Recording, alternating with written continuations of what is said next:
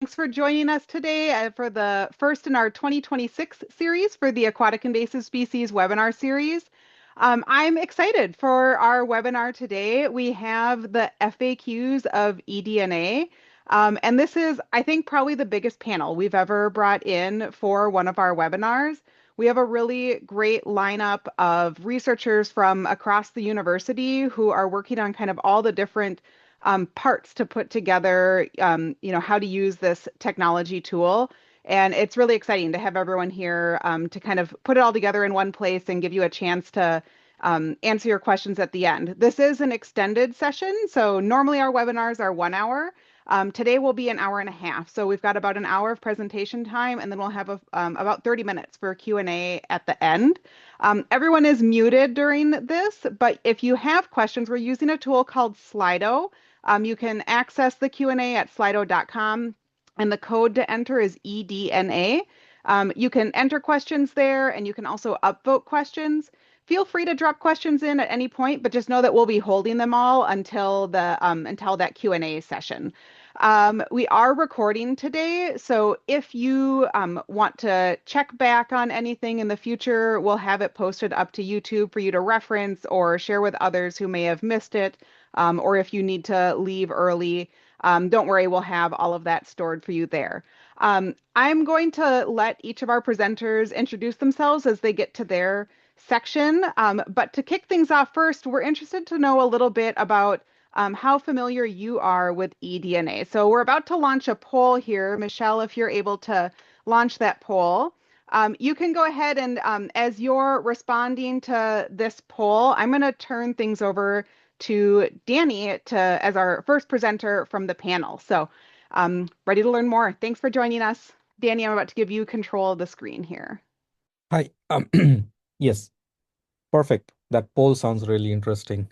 We got 10% people who says what is eDNA we don't know about, and 56% people says we know the basics. We can make the decisions, but we want to learn more, which is really great. Okay. So we'll talk. That's what I'm gonna do. For people who does not know what is eDNA, and for people who do know a little basics, we are gonna go into more advanced basics of eDNA, and then some techniques that all the researchers here in the panel are using, some results, and some cool stuff at the end. So we'll understand what is eDNA in a better way. Laurel, Denver, Satoshi, and Chanlan has very exciting research results for us to show in their respective domains. And then at the end, we will have exciting news from Nick.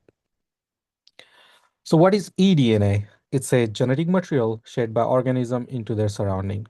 So I always like to give this cool example of fall colors or fall leaves. Like we advance from seasons like spring, summer, fall, and then winter, right?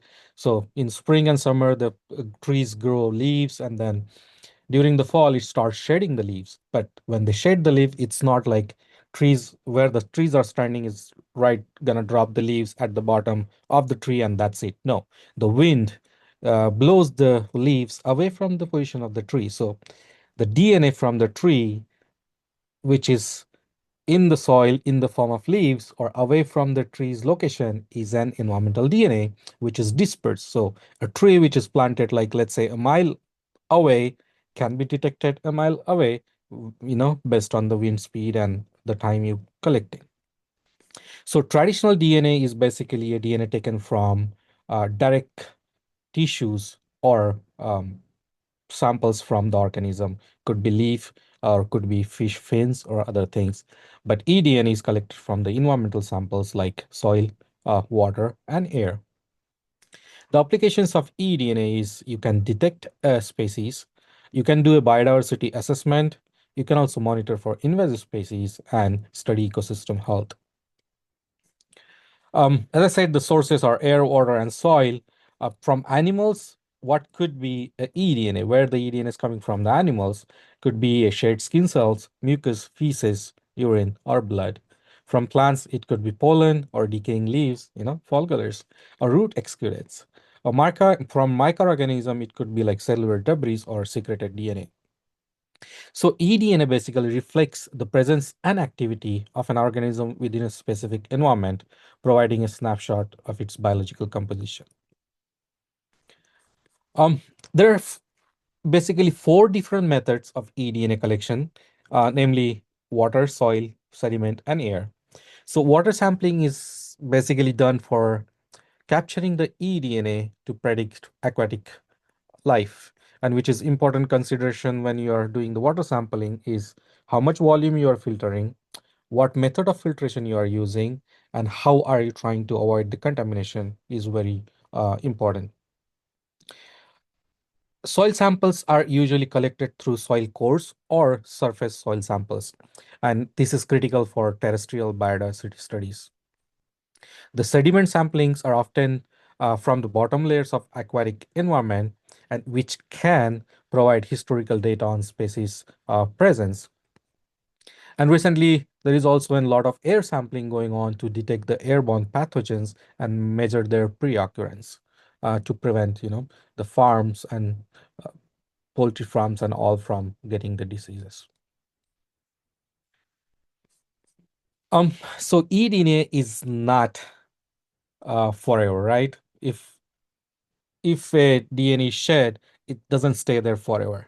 Its persistence depends on various factors, which includes temperature, pH, UV radiation, and microbial activity.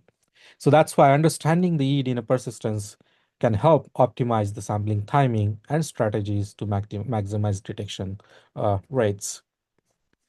I highlighted some of the procedures or natural degradation procedures that happens with the eDNA. So one of them is like hydrolysis, where the water molecule breaks down the DNA bonds, and mostly high temperature and unstable pH levels lead to that. Enzymatic activity can degrade the DNA strands. Microbes usually secrete a kind of enzyme which we call nucleases, which basically breaks the DNA strands. So that's how the floating DNA or the bound DNA can be degraded. The photodegradation, which is done because of the UV light, which basically specifically there is like phosphate group and sugar phosphate and the DNA bond, which cleaves at that bond, the phosphate bond. So it basically dissociates the DNA, which is kind of similar to when we get a sunburn, which is partially true, right? Like when we get a sunburn, we only feel like rash on the skin, which is the response to the response of your immune system, but partially your DNA gets kind of little bit cleaved, and that's why the skin gets you get like the sunburn. So the rapid degradation can lead to underestimation of species presence if sampling is not timely or frequent. So knowing when to sample, how long can you keep it unattended, all those factor matters. So what are the advantages of eDNA or the traditional survey methods? The first and foremost is efficiency. It can detect multiple species from a single sample, and we will see as we advance in this presentation today how we are identifying multiple species. It requires less time and resources compared to the traditional methods, where usually traditional method is like going out, doing the point surveys, wrecking the plants, IDing them, which takes a lot of time and people. But eDNA, you can just grab a liter of water or 2 liter of water, filter it through, bring it to the lab, and it will basically tell you what's present in your lake, um, or majority of the things that is present in your lake. It is also very highly accurate. It increases the detection rates of rare or elusive species. And it is again a non-invasive practices compared to the traditional method. All right. So that was a little bit about what is eDNA, how long does it survive, what are the different methods. But once we go from there, understanding that, then the next step is like, I have my eDNA sample now. What is next? How I'm going to process it? So this is I plotted like a very, very rough diagram here. So once you have the eDNA samples, we go into like DNA extractions in the lab or in the field. Then we have a small amount of DNA of your particular species there.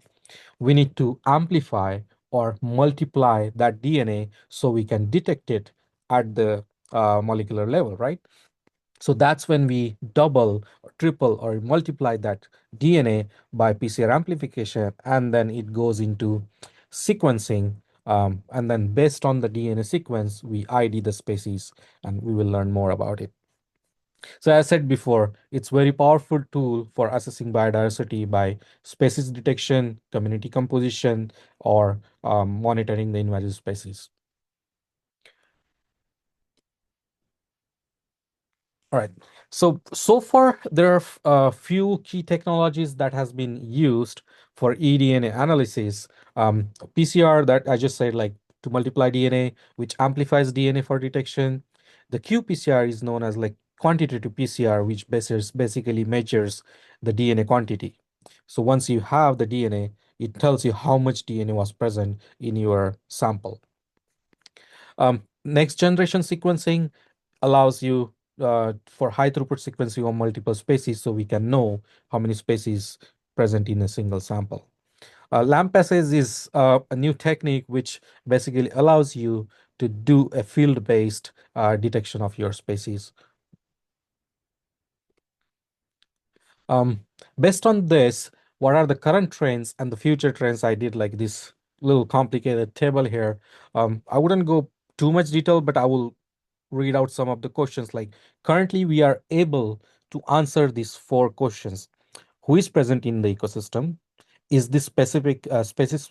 Is this species present that you want to know? Or how much DNA is present, which can quantify it using the quantitative PCR? And can we study many species at once? So we have yes as an answer to these four questions, but what we are going into developing, and when I say we, like a community, as a eDNA community, right now we are trying to figure out, can we estimate abundance or biomass? How can results be comparable across studies? And that will need like a lot of improvement with the reference database or meta-marketing database. How can we standardize method across studies? Because if I am standardizing a situation here with like one lake, the lake composition is different here than others. So, they might need a different extraction protocol or different methodology. So we need to work on that. Can we get near instant field results? Yes and no. And you will learn from Laurel about this. How do we make results ecological robust? So all these questions we are still working on, which need some answers in current going into the future. I think with that, I will hand over to Denver.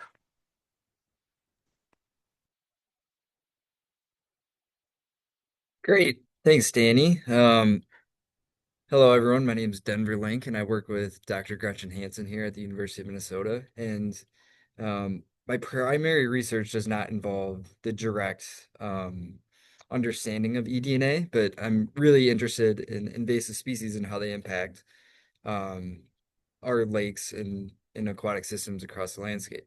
So I'm often thinking of eDNA as a tool.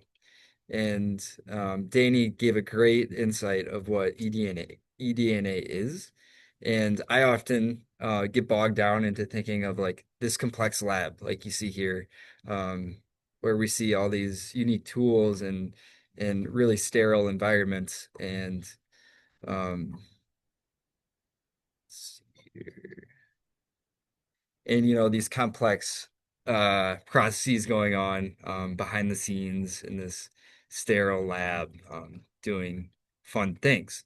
But when we break it down, and as Danny mentioned, I like to think about it in three different steps. One being the water collection aspect, another being filtering that water. So how that genetic or material or eDNA material makes it onto a filter so that we can therefore do some lab assays on it. And what um, the Hansen Lab and I have been focusing on is really that first two parts of the water collection and water filtering. Um, because it really is as simple as it sounds. Dunking a bottle of water into the lake system, collecting some surface water, and then um, I'll talk about it in more depth, but having some sort of filtration system within the field and making this accessible to community members so that they might be able to do this in the system of their choosing, to make that effort in water collection and water filtering readily available. And so our team, we're interested in two main objectives. One was developing protocols and training for community-based eDNA monitoring. So having community members out in the field collecting the water and filtering for the species of interest. And then on the second hand, assessing how well community members did in this eDNA sampling. So the accuracy, and that can be in twofolds. How well did they detect the species that they're interested in? And a second part of how well did we avoid contamination? And this is just another schematic. Danny did a great job breaking it down, but here we're focused on the first two aspects here. So filter or sampling that water and then filtering that sample. And I like to leave the rest for the other panelists here. And so our team created a kit. And so you can see in this picture here is an example of a kit. It's a box filled with these items that we could ship directly to the community member's doorstep. And it included gloves, standard in eDNA collection to avoid any contamination, a bottle for water collection, a siphon, and our team experimented and played around with different ways to create a siphon to push water through a filter, and we ended up in it's kind of funny, you know, it's a bulb or that is typically used in boats for gas, but you know, a standard item that turned out to be easy to mail and pack in a package and widely successful in eDNA filtering. Within this kit is also an eDNA filter pack. So we're showing here a Smith & Root brand filter pack that has instantaneous preservation ready to go. So you filter that water through and it gets preserved right away, that eDNA. And so that filter housing could be shipped right back to the lab and we could run it. And we included data sheets to get any information about the sample as well from the community members. We created some training as well with our kits. So we put together a sampling manual that it described the processes that community members should go through. In addition, we filmed some videos for a visual of how to collect the sample. And if you're interested, you should scan that QR code, which takes you to our project page where those resources live, along with more information about the project as well. And so just a brief, and I'll go quickly over this little schematic about our study design. So to monitor how well community members did with eDNA, we sent kits to 10 different lakes, community members at 10 different lakes with the known presence of at least one aquatic invasive species of interest. So we had rusty crayfish, common carp, zebra mussel, and spiny water flea. Each community member did one sample, so we had 10 samples from each lake, and each lake, one member received a lucky field blank. So that was just kind of our control to see and test about that contamination. And everybody in this study collected within the same 2-week window to avoid any variables with species detection. And the role of the community scientists was to review the training materials we put together. They conducted the sampling, returned the packaging, you know, really just essentially dropping off that kit at their local post office, and then completing a post-sampling survey.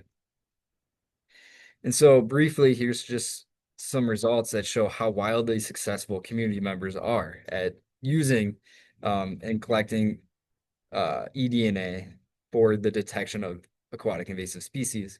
So here in the light shaded bar are the community members, and on the y-axis is the probability of detection. So it's really just we knew that species existed in that system, so how many times did we detect that species? And the black bar is relative to another study from our lab from Chris Rounds. So we can compare how community members did relative to some scientists in our lab. And we can see for all 4 species of interest, community members rock. They do a great job at detecting the species. You can see variability in how well we can detect species, but that's ultimately another question. And this is just broken down at the lake level. So the triangles there are community members, and the gray shaded bar is the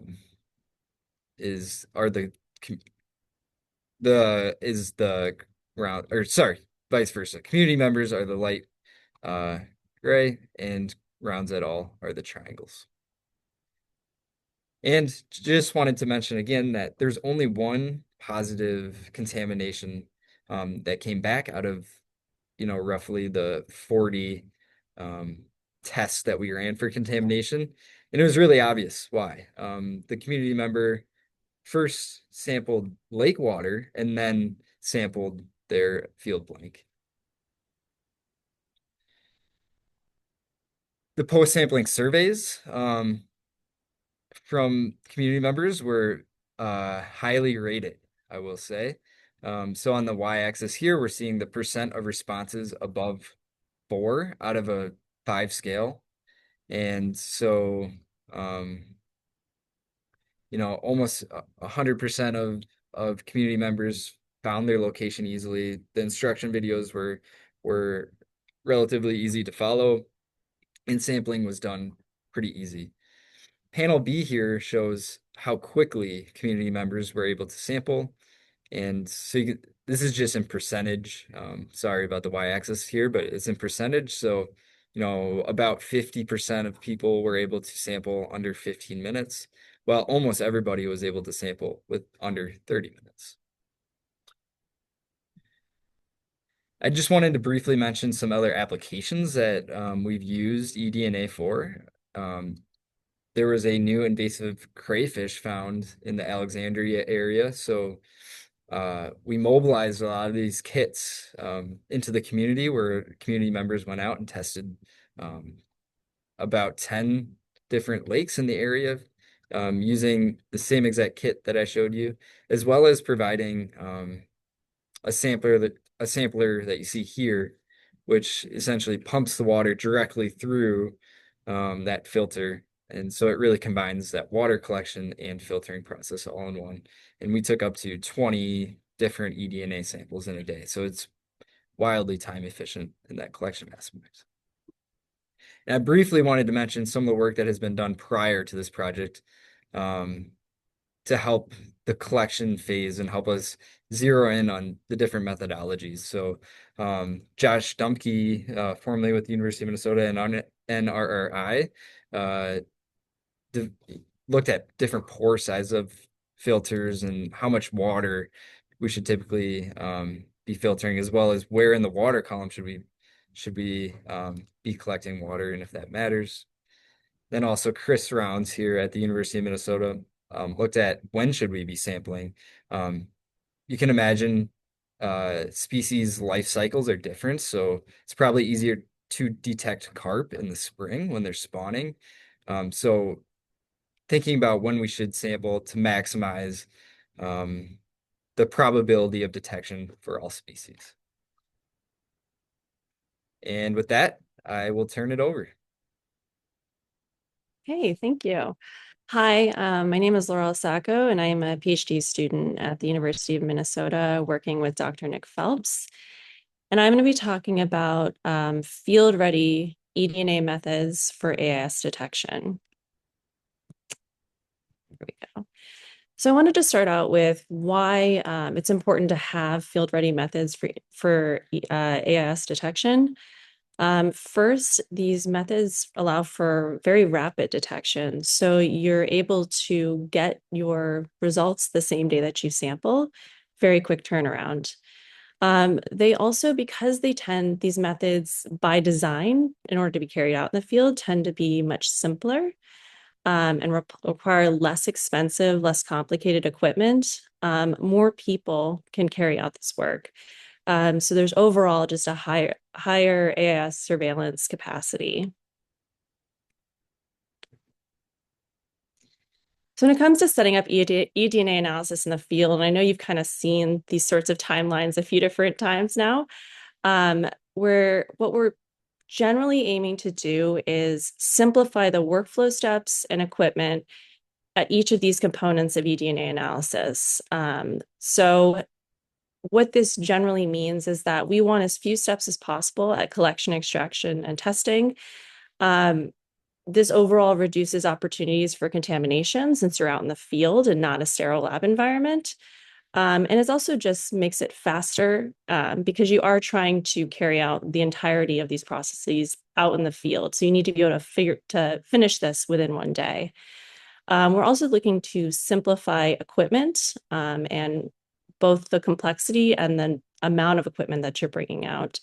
Because you are responsible for carrying out all that equipment into the field. So you need to be able to do that feasibly on your own. So I want to go through for some of these main components of eDNA analysis in the field, some of the methods that we use. And I want to talk a little bit about their degree of portability for the field. So starting with collection, we've got pump filtration, and this basically works by using suction to pull your water sample through a filter, and then the eDNA is collected on that filter. Boat drag basically works, you have a apparatus that you drag with a boat, and in that apparatus is some kind of filter or other type of material that will collect the eDNA as you're dragging that apparatus around. And then passive filtration is one of the newer methods that's come up. And it's very easy to deploy. You are putting out the filter in your water body of interest, and the eDNA is passively accumulating over the course of the time that that filter is out in that water body. In terms of portability, they're all reasonably portable. We've gotten really good with pump filtration and increasing portability. But I would say overall, especially in terms of cost and portability, passive filtration is very simple. As you can see from this photo, very easy materials that you're putting together. Boat drag is also quite simple, especially considering like the amount of effort that you're actively having to put in. With the one caveat that you do have to have a boat to carry out the boat drag eDNA collection. Moving on to extraction, I'm going to talk about two different methods here. So we've got quick lysis methods. And what you're doing here is you're putting your sample in some type of solution. Here I have the example of quick extract, which is one of these field deployable extraction solutions. And you're basically boiling your sample in this quick extract solution. And it breaks through cell walls and cell membranes and releases that DNA so that it's available for testing downstream. Very simple method, few steps. If you require like a cleaner extraction, which some tests do, magnetic bead separation is another option. It does have a few more steps, so a little bit more challenging out in the field. But it basically works by having the DNA particles selectively bind to magnetic beads. And then they're able to be separated from other compounds that might be in your sample, which could inhibit your tests. I'm going to focus on one method in particular when it comes to field analysis of eDNA, and that's loop-mediated isothermal amplification. I'm going to call it LAMP because that's a mouthful. And this method, you really do not have to know what you're looking for. It's a targeted method. You have to know what AIS species you're looking for. It has a couple different features that allow it to be deployed in the field pretty easily. So the first of these is that it's isothermal. So it can be run at one temperature, between 60 and 65 degrees Celsius generally. This means that it needs very simple heating equipment. So if you have something that can just maintain that temperature within that range, you would be able to run LAMP. It's also very fast. So you can have results within 15 to 30 minutes. And it tends to be more robust and more tolerant of those type of impurities that I was talking about with the magnetic bead extraction. And so this means that you can use those really quick lysis methods that are just simpler to carry out in the field. LAMP does tend to be a bit less sensitive than some other methods, and it also tends to provide qualitative results. So it's generally, yes, we detect eDNA in this water body, or yes, we detect this AIS in this water body, or no, we don't. There are machines that are now quantifying the amount of DNA in the sample using LAMP, but they're definitely more expensive. So this is an example, the amplifier, and it's new going to cost $10,000. So. And I just wanted to leave you with this. The field-ready technology for eDNA analysis in the field is really rapidly developing. And so I just wanted to mention these two types of testing in particular, since we'll be talking about them in this webinar. So quantitative polymerase chain reaction, or qPCR, and the MinION nanopore sequencing machine. And so these two methods are very traditionally lab-based, and we're starting to be able to take them out into the field environment and use portable machines to run them. So thank you. Now I'm going to pass that on to Satoshi. Thank you. Hi everyone. My name is Satoshi Ishii. I'm a professor in the Department of Soil, Water, and Climate, as well as Biotechnology Institute at the University of Minnesota. So I want to address the questions of how can we detect multiple species present in our in the lake water samples or river water samples or whatever your samples of interest. So if we collect water samples and extract DNA, that DNA may originate from multiple species, can be multiple AIS of interest.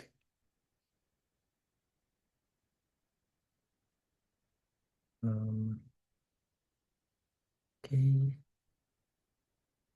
Yeah, okay.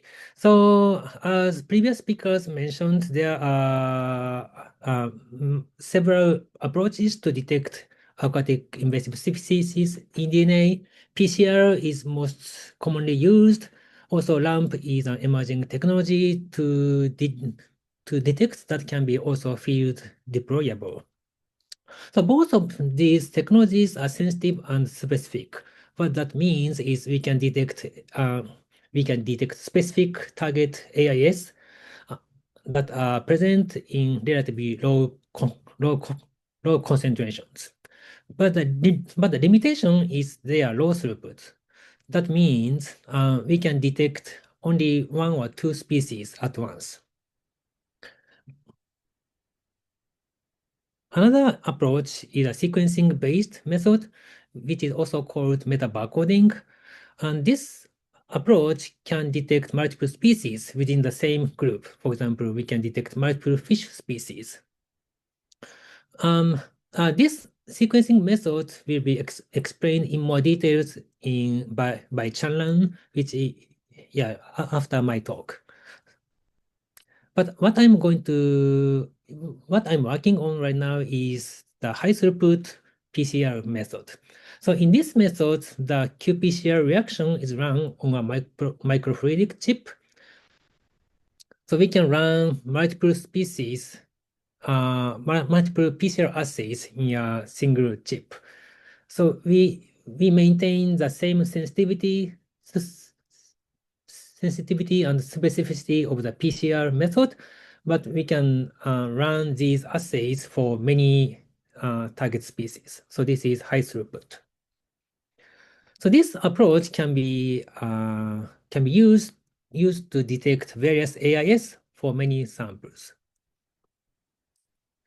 We are currently developing a high throughput AIS chip to detect to simultaneously detect various AIS of concern in Minnesota, including fish species, invertebrates, such as zebra mussels, rusty crayfish, also aquatic invasive plants, and also microbes, such as viruses that can infect fish species.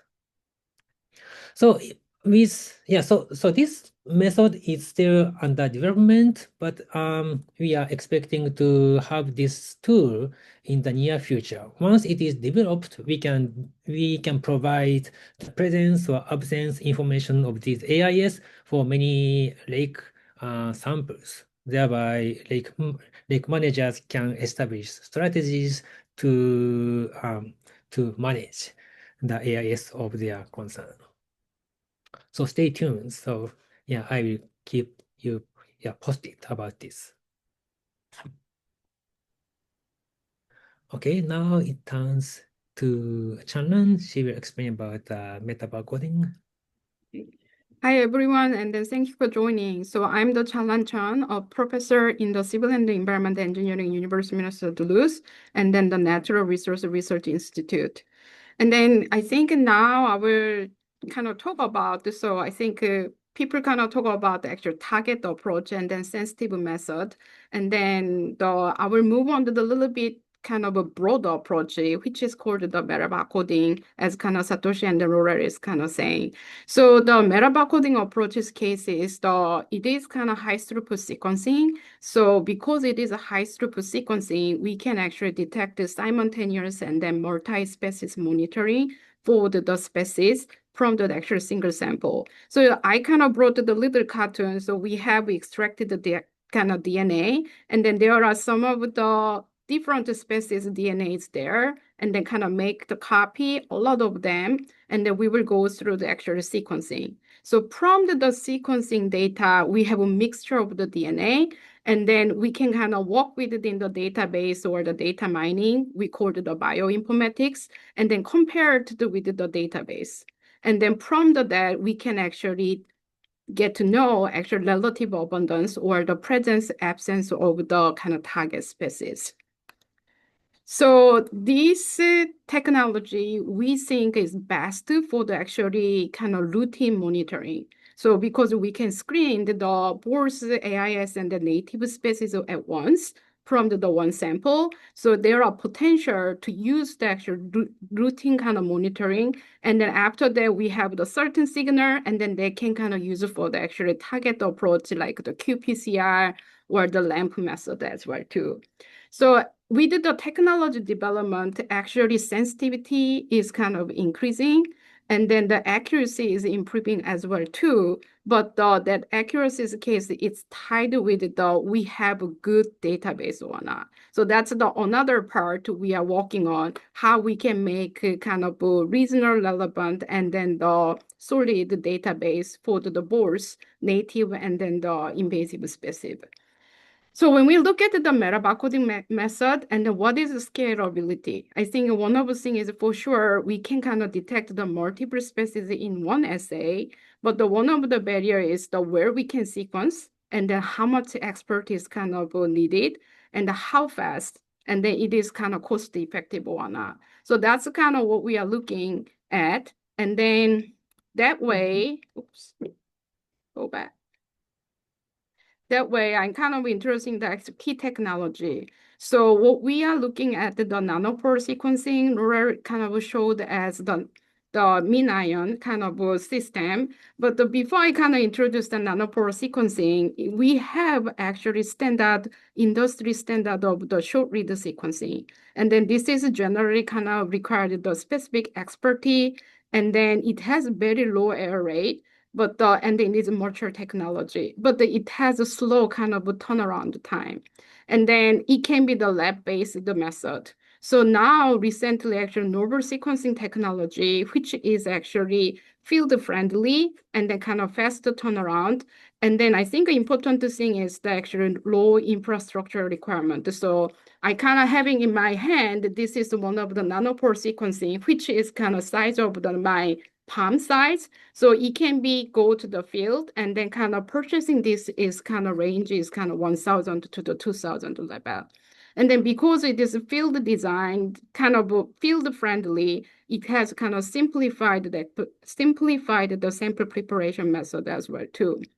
So question is that this kind of nanopore sequencing kind of meet the accuracy and then sensitivity, and then really it is actually low kind of cost in practice, and then how it can be kind of practical for the actually diverse users as the lake associations or the managers. So currently we are working on the practical method development, that have the 3-step, what is workflow, we can use it. And then it is actually meet our need. So evaluating the feasibility. And then the other last step is translate into the practice. So we are doing the workshop and then developing the kit.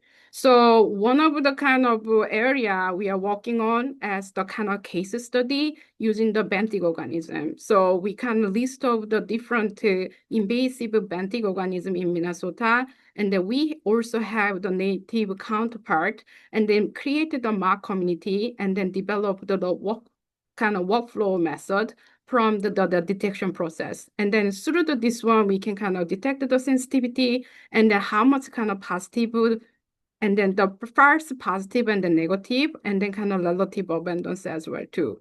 Once we did this method, we are testing this workflow. We did actually Minnesota water sample, which across the 10 water body in Minnesota, and then tested the real sensitivity and then accuracy. We already have data or target qPCR data, so we can actually compare the result with the target versus the meta backcoding approach.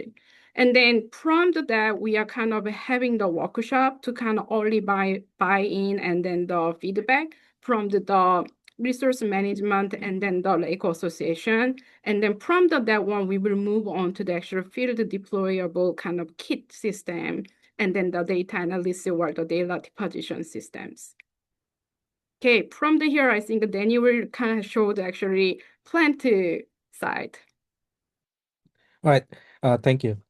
All right, let's divert a little bit towards the aquatic plants identification using the nanopore sequencing method that just Dr. Chanlan has showed. So at University of Minnesota, Dr. Waterhouse lab, that's where I work as a postdoctoral researcher. So we work specifically with aquatic plants, native and invasive both, specifically developing techniques to identify the invasive aquatic species starry stonewort and hydrilla. Some starry is present in some of the Minnesota lakes, but we still luckily do not have hydrilla, and we don't want them to come to us. So the general workflow is basically the same. The only thing changes here is building up a reference database. A little story. My background is in agricultural biotechnology. I moved to this eDNA field 2 years back. And when I joined this, the first thing was like, hey, we need to identify markers or design or develop the markers to identify these two species or other species. But the one bottleneck was like we did not have reference database. We did not know how to compare them, where to look at them. So the first thing we did throughout last 1 year was we collected tissue samples from across Wisconsin and Minnesota, and got some hydrilla samples from other states where they are present. And from the actual tissue, we extracted DNA and amplified using a markers, chloroplastic gene markers, and then sequenced it, and we generated our own reference database. So when we go into the field, so now let's go with this workflow. So when we go into the field to collect the eDNA sample, this is the step at eDNA collection. Then we amplify and then we sequence that. And then once we have the sequencing result, we are going to use this reference database to compare or blast or complement. So and whatever is present in the eDNA sequencing, if it matches with one of or multiple of our reference database, then we say like, hey, this is matching 100%, so this species is present, and whatever is not matching in our database is not present, is not either present or is not detected. So that's the overall process. So what we have found using the eDNA so far is some of the invasive and native species. So these are like the eDNA sample numbers, like 1 to 33. So this is after the eDNA was multiplied using the PCR machine. And let's say number 19 here, we use this. This is one sample which gives you multiple species. I'll show you next. So this is kind of the one eDNA sample, and we can generate this kind of image for each sample that we collect. And usually we collect like 10 to 15 samples from one lake at one point.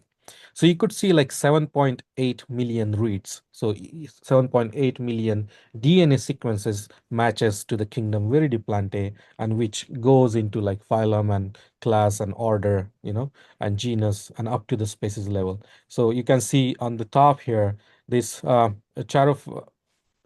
Charophyceae breaks down into Characeae and other branches, and it goes to the species level into Lemma minor, which is I think native, um, Elodia, Najas minor, and other species. To simplify this image, this is kind of a complicated to look at this tree. I just pinpointed some of the important species to show like how it identifies from the eDNA. So like we had one sample. This is the same illustration with simplified format.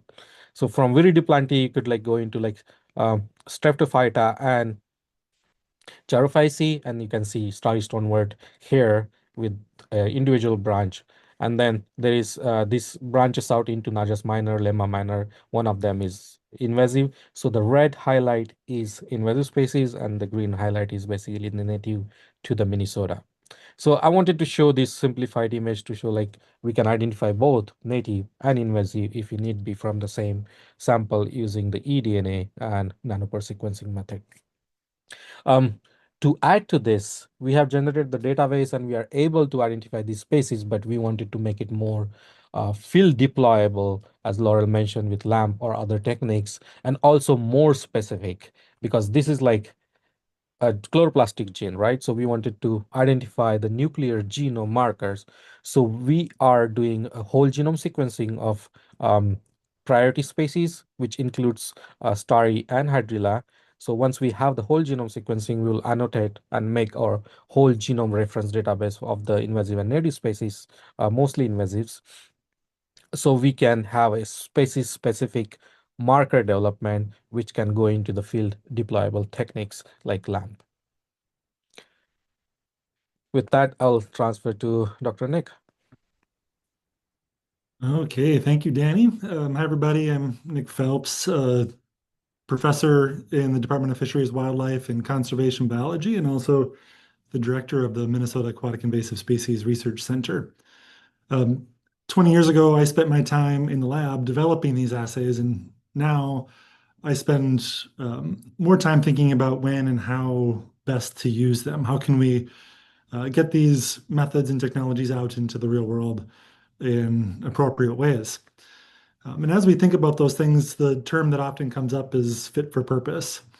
You've heard from the previous speakers that there are lots of methods and lots of times when one method might be preferred over another. And so this fit for purpose of when and how to use certain tools is really important as we think about eDNA. So I've got a few considerations and things to think about if you're venturing into the world of eDNA on the next few slides, and then we'll end with some Q&A. So first is, in my opinion, the best time to use eDNA approaches are when we're thinking about monitoring and surveillance. You've heard this throughout the previous presentations. Sort of those preliminary data for guiding management decisions, or if you're going to monitor populations or lake systems over long periods of time, or on large scales where you need to prioritize efficiency and reduce cost, eDNA can be a useful tool.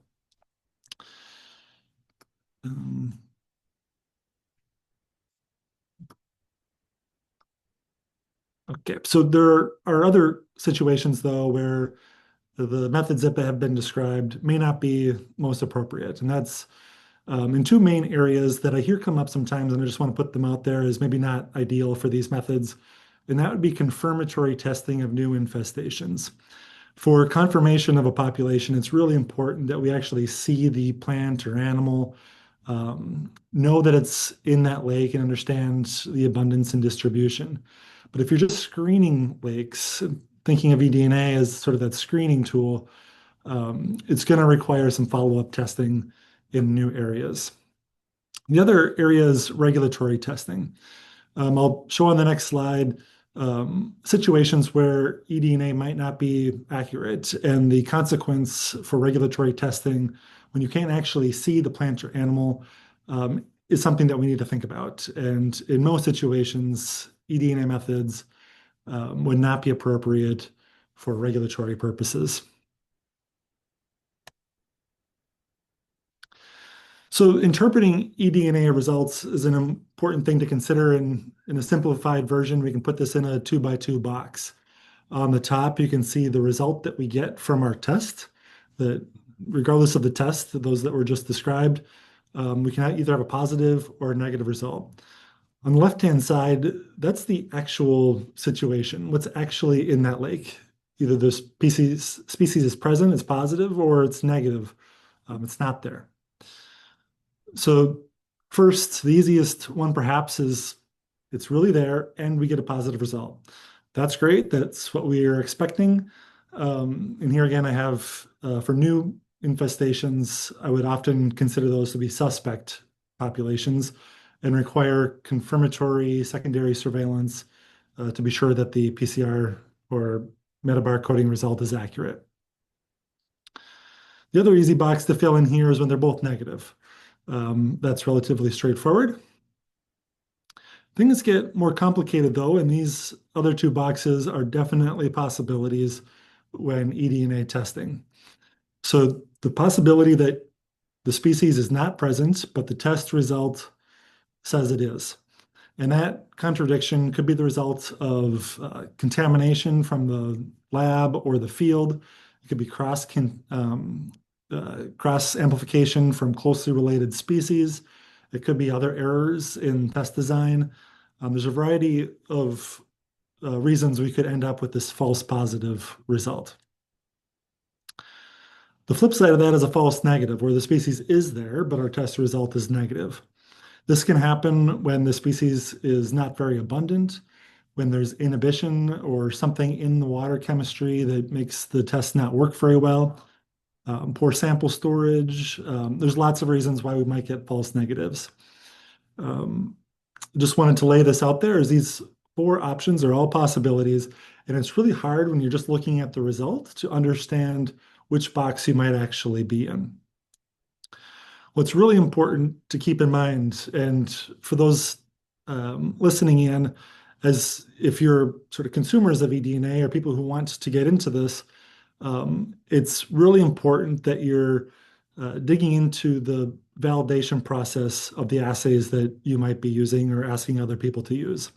And it's also really important to consider the survey design to be sure that you're getting the appropriate number of samples for the size of the system you have, getting those samples at the right time of year when you expect the concentrations of eDNA to be high.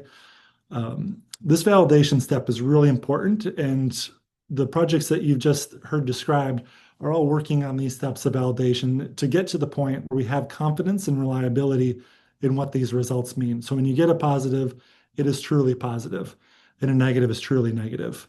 And that's a really important aspect as you become familiar with these methods. I have a few other considerations here that I'm just going to run through. These could all be talks to themselves, but I just want to highlight them as things for you to be thinking about if you're getting into this. And the first is to develop an informed sampling strategy. Have the methods, again, been validated into what standard? Have they been tested out in the real world in ways that might replicate the situation you're trying to detect your species in? It's one thing for a test to perform well only in the lab. It's another thing to prove that it works well out in the field. The question of the detection probability is really important. How many samples do you need to collect from your lake to have confidence that you're getting the right results back? Perhaps for some species, it's 10 samples from a big lake.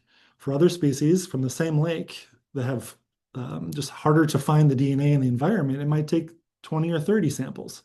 Those numbers are really important to think about when the assays are being developed, and be specific to the species and the systems that they're being tested in. Another one that's really important for folks to consider is what you're going to do with the result.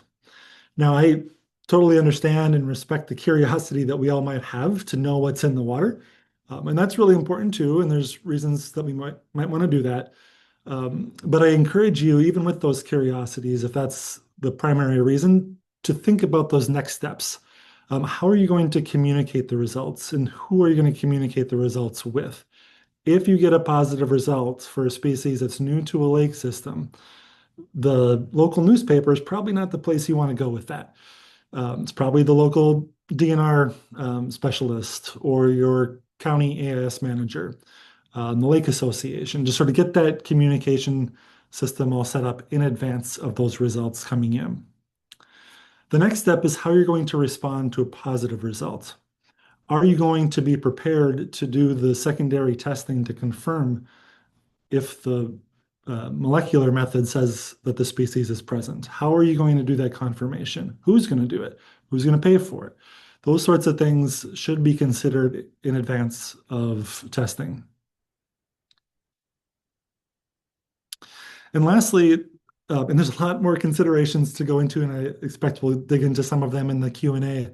The last one I'll mention here, though, is the sensitivity of genetic data must be thought about both on our side and the lab side, but also for those who are collecting samples in the field and dealing with the results in the back end. There's a lot to unpack with sort of the sensitivity of genetic data. Two bullet points that I'll put here. First is I recognize there's sensitivities of collecting genetic information from tribal lands, and that's a really important piece of data sovereignty and sort of respect that we have in those areas. So for the work that MAISRC does here at the U of M and with our partners, we don't collect or process eDNA samples without permission from tribal natural resource managers, given the sensitivity of these data and what that means for them. More broadly, there's increasing concerns as these methods become more widespread, not just for eDNA for AIS work. That's a very small slice of this bigger concern pie. But with the filtration of water, we're getting human DNA as part of that. And when we mass amplify all the DNA that's in the system, we are getting human DNA that could be amplified and could be looked at. For us, for everybody on this call, that human DNA is noise. It's a contamination that we don't want to deal with. We're trying to target specific AIS in many cases, or a suite of AIS species. And so we have methods analytically and in the processing steps to remove human DNA information. But nevertheless, it is collected, and it's important to be transparent about that. Now, the forensic sciences and the legal implications of human DNA for lots of other things is being talked about quite actively, and I expect this will be something that will come up in future use cases of just environmental DNA more broadly. The last thing I'm going to end on here is sort of where we're going from here and how we can sort of get all of this work out into the real world. So a couple of years ago, MAISRC was fortunate to receive a big chunk of money from the state legislature to advance an initiative that we referred to as Lab to Lakes. It's really getting our work from the labs out into the real world. We had at the time prioritized 3 areas of focus. The first was suppressing common carp populations, and that's well underway. And you can see the website link there for more information on the common carp work. The second one was zebra mussel suppression of established populations. This has spun out as a research project in partnership with the USGS in lakes here in Minnesota. So that's underway. The one piece that we have not made progress yet in sort of this implementation phase that we scoped out a couple of years ago was large-scale AIS surveillance, and using those data to inform our predictive tools, our models about hotspots of risk, where species are going to go in the future, understanding pathways, all of that where these data could be useful. And so I'm telling you now for the first time, this has not been widely released yet, but this is going to be a focus of ours as we go into 2026 here. We're going to be working aggressively over the next few months to launch a large-scale eDNA surveillance project by this field season. We hope to have a lab up and running and capacity to support samples coming in, hopefully by May. We're going to use those results to, again, inform other research that's happening here at MAISRC and provide these data publicly to guide management activities at the state and local and hyperlocal levels. There's a lot I could talk about here, much of which is still in development. So I'm going to drop in the chat just so everybody has access to it at the ready, a link to sign up for our newsletter. That's where information about this next phase of our Lab to Lakes project will be described in more detail, and it's going to outline opportunities for state and local managers, as well as lake associations and others to actively participate. We're going to supply those kits to folks out in the field with some guidance on how many samples, when to sample. We'll get those kits back, we'll do the testing, and we'll provide that information out at no cost to folks over the next 2 years as part of this project. So we're really excited to take all of these methods that Danny and Laurel, Chenlan, and Satoshi have been talking about. Those that are ready for prime time will be implemented through this system and available to you here on campus. So that's one last bit. Important in our decision-making process of what species we prioritize in offering this surveillance capacity is what species all of you care about. So we're going to launch a poll here. You can check any species you want here that you might be interested in knowing in your system or county or region. If you had eDNA testing available, what species would you want to submit to be prioritized? We'll let this run for a little bit as the Q&A gets started, and we'll check in on the results, and we'll use these data to help inform what assays we prioritize for our lab. That's all I have, Megan.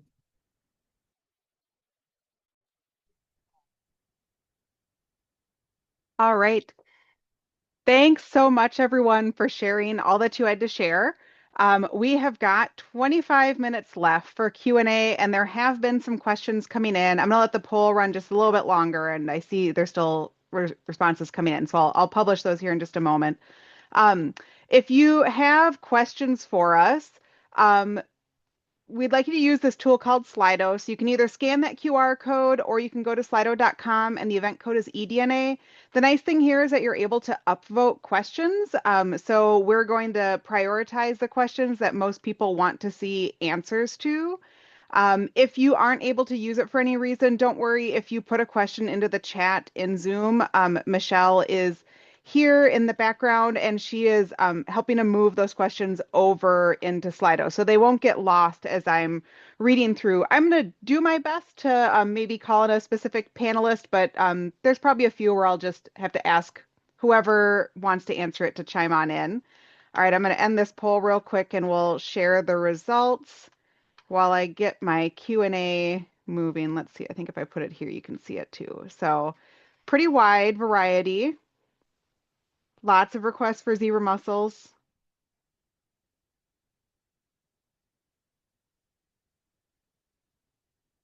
All right, I'm going to end that again, and I'm going to move over into the Q&A now. So the first question that we have is, wonder if you can give a ballpark estimate about how long eDNA lasts under certain example conditions. I think this person is asking about in the environment before like not once the sample's been collected. But if I'm wrong about that, I suppose drop another question in. Is there anyone that could speak to that? I can take this. Thanks, Danny. Yeah. So yeah, that's a really great question, and that's one of the question we also, wanted to know. It really depends, as I said, like temperature, UV radiation, wind condition, all those things matters. So let's say you have high temperature or high drastic conditions of environment, plus a flowing river, then the DNA is not gonna stay there for like longer. It could be like hours or a day. But if you say like, high temperature, but lake water, stagnated water, it could last there for a couple days. But definitely if the temperature is cold, less enzymatic activity or microbial activity, the DNA can stay there for like more than a week, up to like 3 weeks, sometimes 4 weeks, but 4 weeks is like overstretch. So I would say like hours today, like in a medium moderate temperature, no river flow, stagnated water, let's say 1 to 5 days, maximum week. Can I add the kind of quick one? Is like, yes, I think I agree with Danny, but also some of the eDNA detection method, we are actually targeting the short fragment of the DNA. So even though it is degraded, some of them can detectable as well too. So that's kind of another strategy. And then each different species has different kind of degradation as well too. Depends on their composition. Great. Thanks to both of you. Okay, Nick, this might be a question for you, but others feel free to chime in too. For institutions that maybe don't have the resources to analyze their own samples, do you have an idea of what the rough cost per sample might be for third-party processing? They're Yeah, worrying about a single species here, but maybe there's more to that. yeah, this is a really good question, and the unsatisfying answer is it depends. It depends on the method that you're using. You can break down the whole processing to testing to interpretation. Each one of those steps is going to have a different cost to it, and there's choices you can make to make them cheaper or more expensive. Some of the methods, for example, could like just getting the water. You could use fancy, expensive pumps, or you can use the little gas tank bulb that Denver talked about. Once you get to the lab, if you can use expensive equipment, or you can do the more field deployable approach that Laurel talked about. All of these things involve trade-offs in sensitivity, specificity, turnaround time. The the other thing to keep in mind is an economy of scale here is really important for these types of methods. Testing an individual sample can be very expensive. Testing 100 samples brings that cost down per sample dramatically, just based on how we can use plates and reagents more efficiently. With all that said, for the more single species targeted approaches for the private companies that are doing this right now, and there's not very many of them, the price can range from maybe $100 to $200. It can get much more expensive for more specialized testing or species that aren't well validated yet. I think in labs that aren't more agency university labs, I think those costs can come down dramatically though, and more in the tens of dollars per sample for single species targets. Great. All right. So next question is wondering about some other applications for this. And they're wondering if eDNA tracing might be a reliable method for testing things like E. coli in septic systems versus feedlot sources. So if you have worked on maybe other applications of this technology and you have an answer for that question too. Satoshi, you want to take it? Yeah, I can take that. Yeah, I'm also working on water quality microbiology, and we are detecting E. coli and some other pathogens in water samples. So yes, eDNA approach is reliable, and it is being used to detect E. coli. But for these specific questions, E. coli itself cannot distinguish the sources of contamination. So in order to identify the potential sources, we can target other markers such as human-specific source marker and like cow-specific markers. But it is possible by eDNA approach. Yeah, if I add one more is the not just kind of eDNA or the fecal contamination, we are also using the cyanobacteria or the harmful algal bloom detection as well too, including the toxin. Right. All right. Oh, let's see. The question's just rearranged. Oh, let's see. I might have accidentally cleared one. I'm going to go find that question I was about to ask. Sorry. I'm going to move to the next one and then I'll go find it. Let's see. The next question is wondering, do you think there'd be any benefit about getting the samples from a deeper depth within the lake?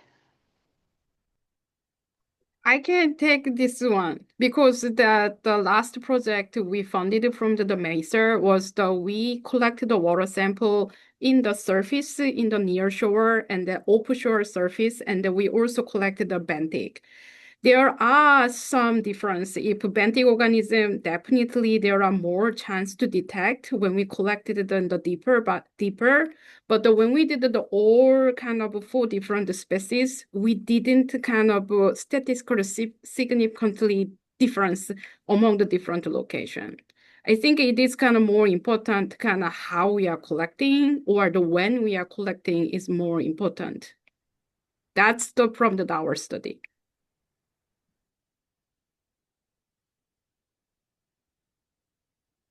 Great. All right. I recovered the question that I accidentally cleared. Sorry about that for those who are waiting for those. The next question was wondering if the genetic markers are widely available to labs or if wondering if they have to develop them on their own if they'd like to start doing eDNA work.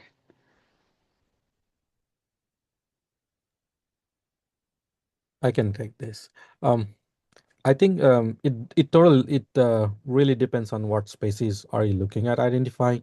So let's say zebra mussels, carp, they have been worked a lot. UMGC at the university has kind of sequenced the zebra mussels, so we have species-specific markers for zebra mussels. But if you are looking at some species which is new that you want to look at and the work has not been done, you will have to develop the markers for that. And once the markers are developed, it's published publicly, so anybody could use those information in the lab for identification.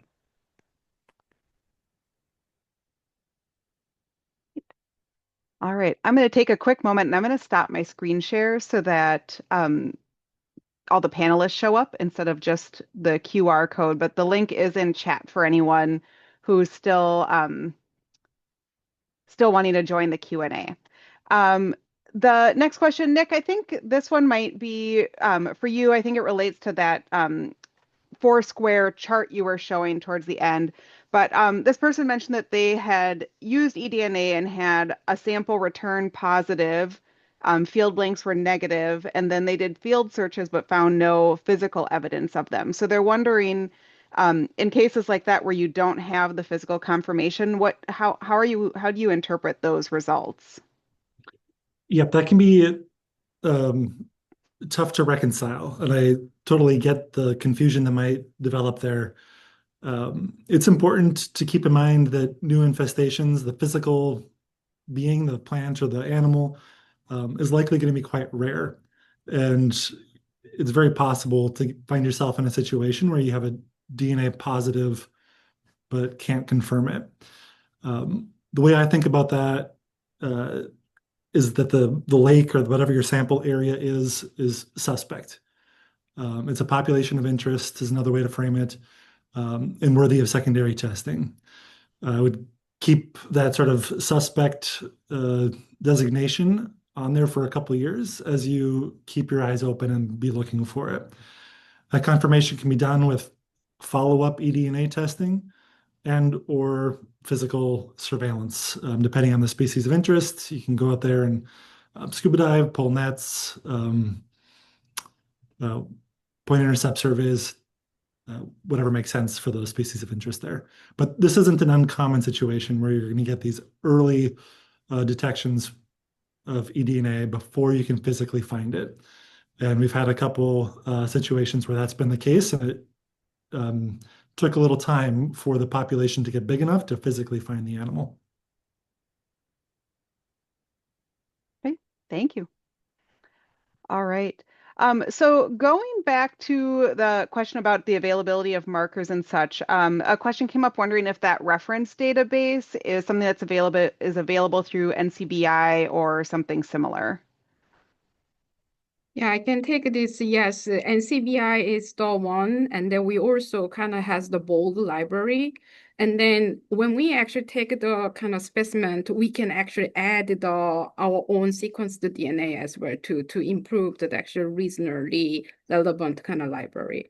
But yeah, NCBI is kind of all of the world is actually depositing the genomic kind of sequence in there.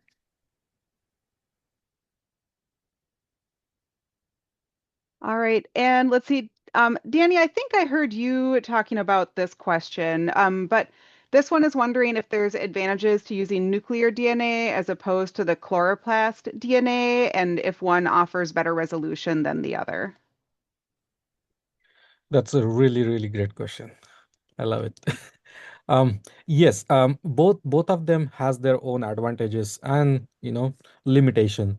So let's start with the chloroplast DNA. It's more if you just want to know like presence and absence between the species or the genus. Yes, chloroplast is like easier. They have high abundance because every cell has a chloroplast and every cell has nuclear as well. But the DNA, abundance DNA, is more for chloroplastic DNA. But the problem arises when you're trying to separate them, the closely related species or their hybrids. So that's when the chloroplast gene markers are not useful in majority of the cases because the chloroplast genome kind of overlaps as the sequence. And that's when you need to use the nuclear gene markers to separate those closely related or the hybrids. And that's why we are trying to do the nuclear genome assemblies for this purpose. All right, thank you. The next question, there might be a couple of you who have some thoughts here, but they're wondering about the probability of false positives with doing eDNA sampling, and I'm going to assume there might be differing rates here depending on which technology or field protocols. So does someone want to take that one?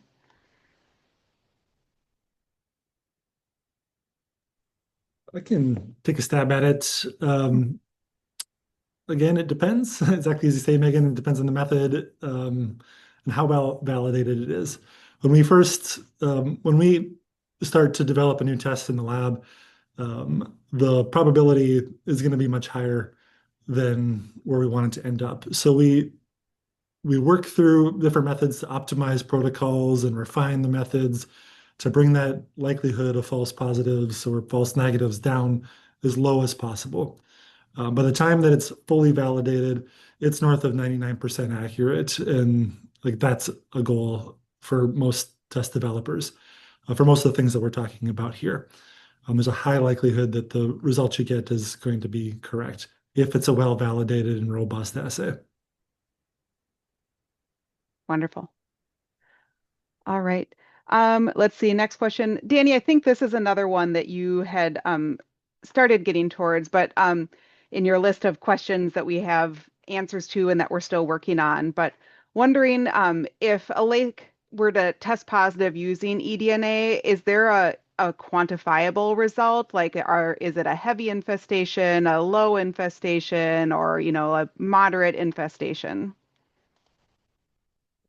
I think it depends because where you are sampling, when you are sampling is matters, the timing and the location. Because sometimes where you are sampling, basically, if there is a colony of zebra mussels, a lot of them are there, you will see a boom in, the positives. But if you go like 100 feet away from there where there is no colony, you might not get that much results. Doesn't mean the lake does not have like the amount of does not differ that how much zebra mussel is present in the whole leg. But with quantitative PCR, you can quantify the DNA if you like average the locations. If you collect from 5 locations very frequently, then there might be a chance you might be able to answer. And this is again the question that we are like brainstorming. How do we call it an abundance from eDNA samplings? All right. Next question is wondering if there's enough specific lines that have been sequenced within any AIS species to help trace the patterns of dispersal from around the state from different initial infestations. Yeah, I will try to step on this one, but I would say not yet. I think, yes, there is a growing of the research is there. And then I think including my group or the other group, and then different species. But yeah, I don't think that we have enough kind of data. So yeah, we need to spend a little bit more research on this. Yeah, that's my short answer. Yeah, I'll add it's a slightly different approach than what we've been talking about now. It's more of a genotyping approach for answering this type of question.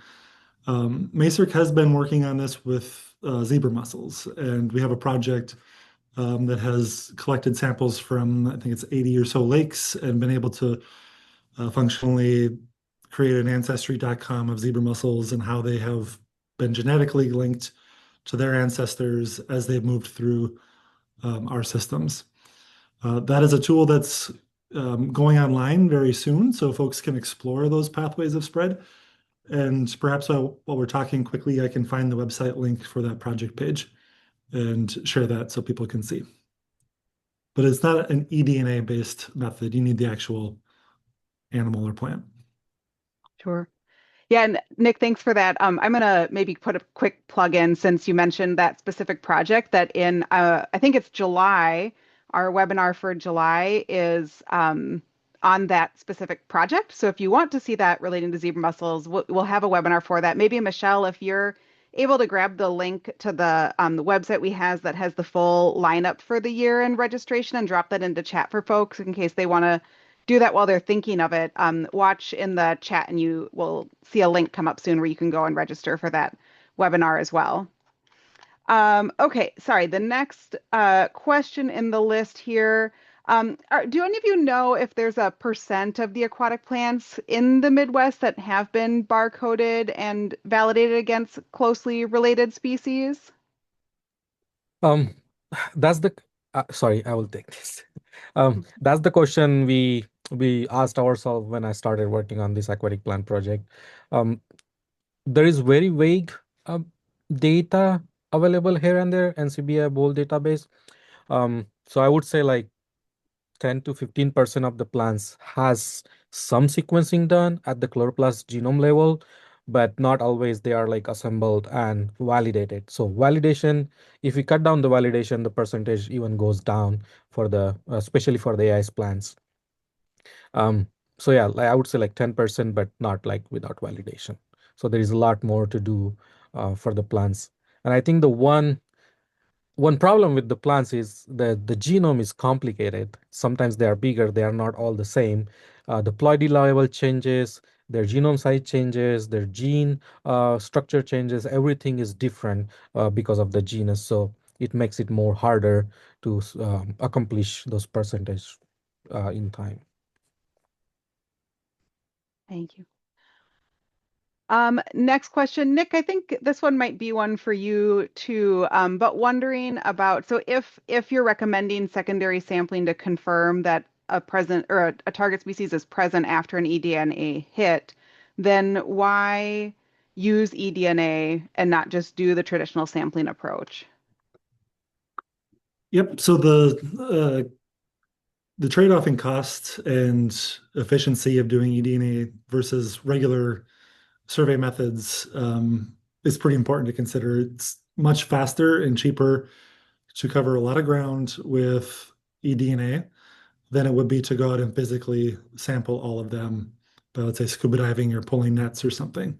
So there's a huge efficiency gained if you need to do large scale or long-term monitoring. If you're only worried about one lake or a very small number of lakes, and you have the capacity, physical surveys would be the gold standard to start with. But for those that think a little bit bigger or think longer term or want to test more samples, eDNA introduces an opportunity.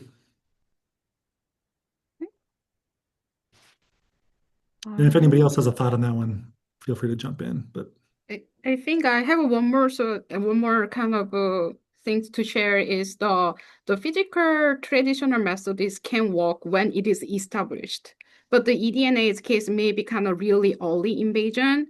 Actually, eDNA can pick up the signal. So until kind of we can see our eye, eDNA can kind of detect that earlier than that physical kind of survey method.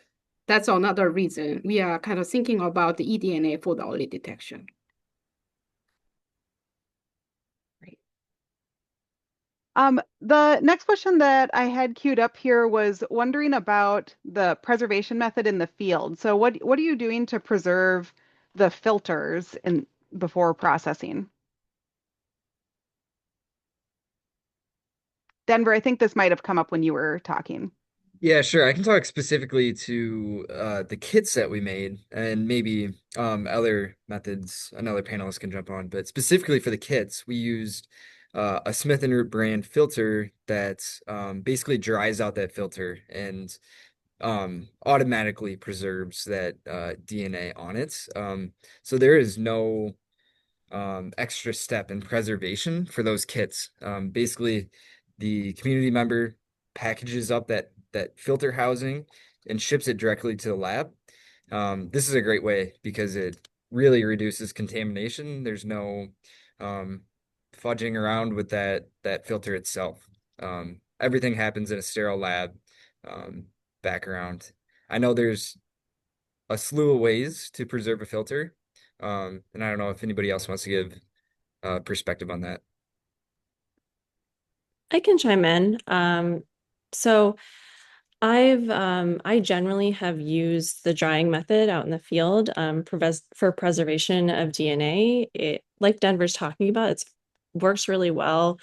And one of the things I really liked about it is that you can use something like a self-preserving filter, which is very specialized, but you can also put together a kit, and this is what I've done a lot, out of a Ziploc baggie, some desiccant that you can buy commercially online from Walmart or Amazon, and a little coin envelope. And you can put your filter in the coin envelope and seal that little baggie. And that the DNA is stable in there at least for a month at room temperature. So it's a very simple method, very accessible and easy to put together. And I've had a lot of success with it in the past in the research I've done with eDNA. There definitely are other methods. I know that I haven't worked with this quite as much, but I know other researchers here preserve filters in ethanol and then will freeze them. And that seems to be a good method of storage that maintains the stability of that DNA. And I'll pass it along to anybody else who has any thoughts. I wanted to add, like at the molecular level, like when talking about the molecular biology preservation, I usually use like a solution which we can buy commercially or make in the lab, which basically protects your DNA from degradation or breakage. So you put the filter paper in that solution, so it basically preserves your DNA at the room temperature until you bring it to the lab and then store at the cold temperature. So I use that whenever I go out. Great. A few different options. All right, we have hit time. I'm going to share my screen one last time with just kind of some closing housekeeping items. First, thank you so much to all of you for joining us for this panel. It was so helpful to hear all these different pieces of how this technology is used and being developed and deployed all in one place, and to be able to kind of bring that together into one Q&A. So we really appreciate you all taking the time to join us today. And thanks to everyone who tuned in to listen as well, and for all of your great questions.